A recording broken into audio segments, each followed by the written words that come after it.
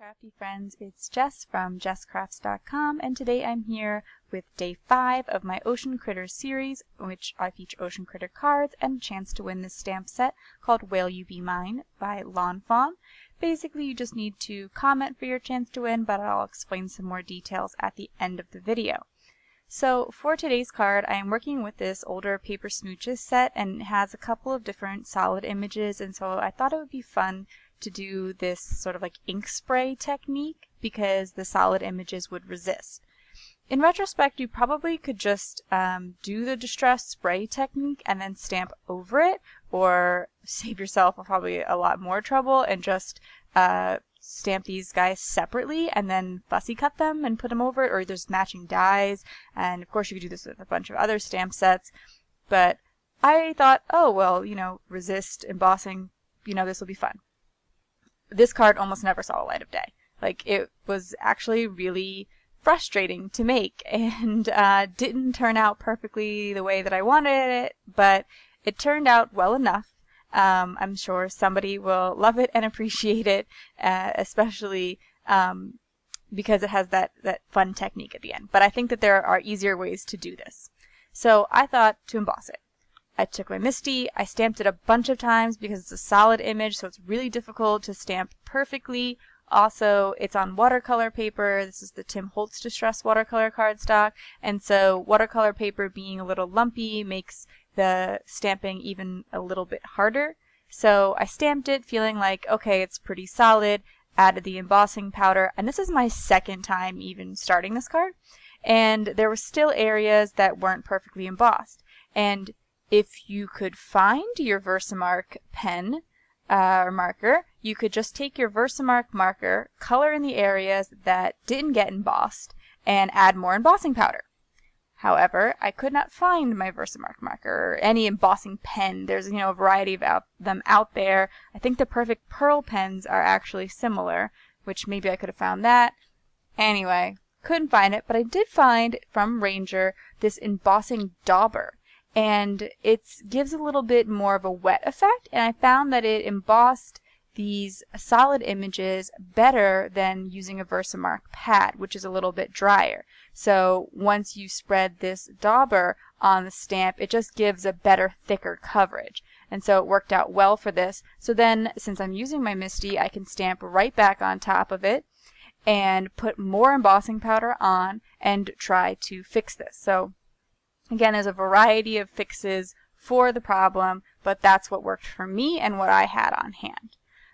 I tried a glue pen. That does not work, or at least mine didn't. It caused the embossing powder to bubble up. So, just keep that in mind. So I'm going to re-emboss it. And the other nice thing about re-embossing it is that it gives it a little bit thicker of an effect, which makes it pop out a bit more. And I'm using a silver embossing powder because I wanted to really stand out from the background that I'm going to create.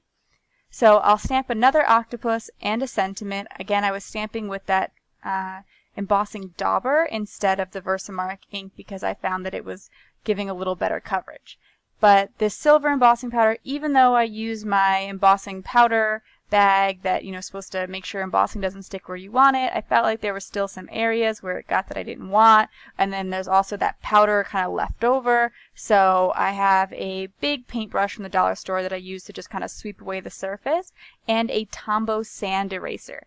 And so the areas that got like a stray piece of embossing powder, I was actually able to sand those off with the Tombow sand eraser. And this might not work as well on cardstock, but since watercolor paper has those bits of layers to it, it works pretty well. You don't really get because sometimes when you use the Tombow sand eraser on cardstock, you can kind of see where it's been sanded down. It's not so noticeable on the watercolor paper.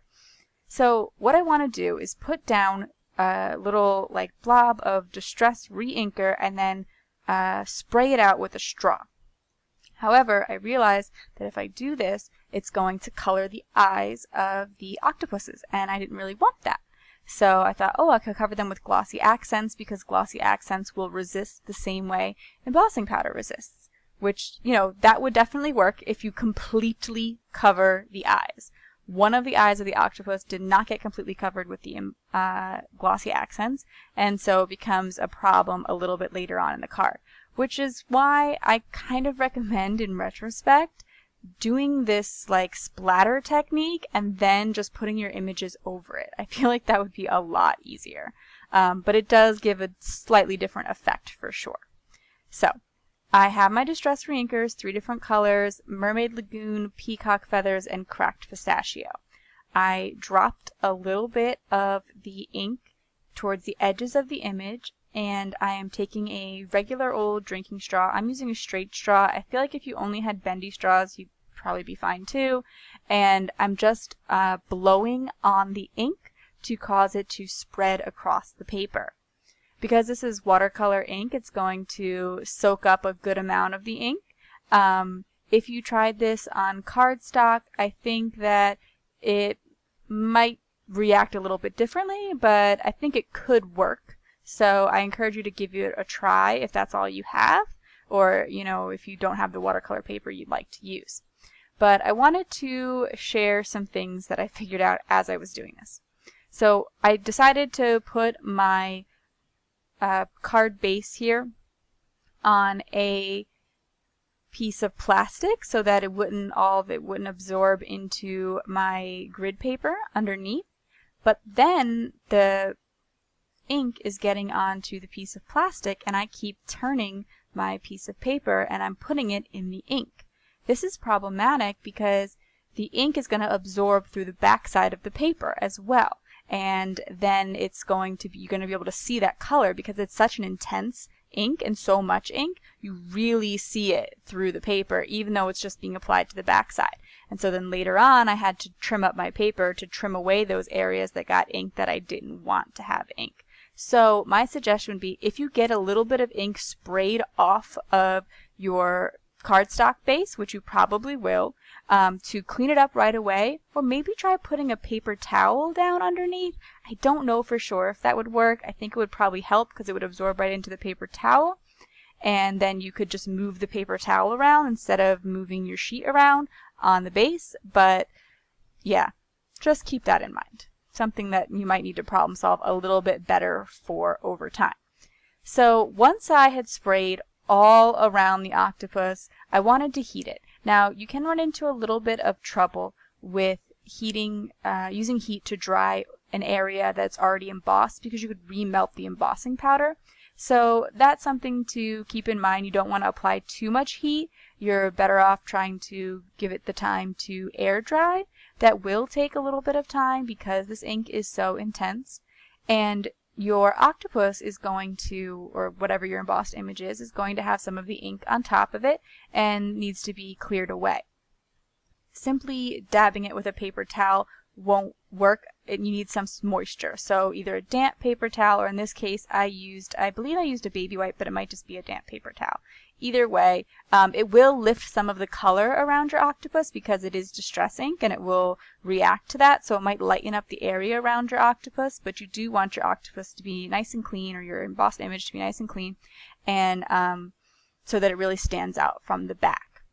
What I found though is you want to be careful as you're using this wet cloth because it's picking up color, and so any of the color that it's picking up it can also put down. So if you try to pick up some color and then go to another area without changing what part of the cloth you're using, and the piece of cloth you're using still has ink on it, it could spread the ink.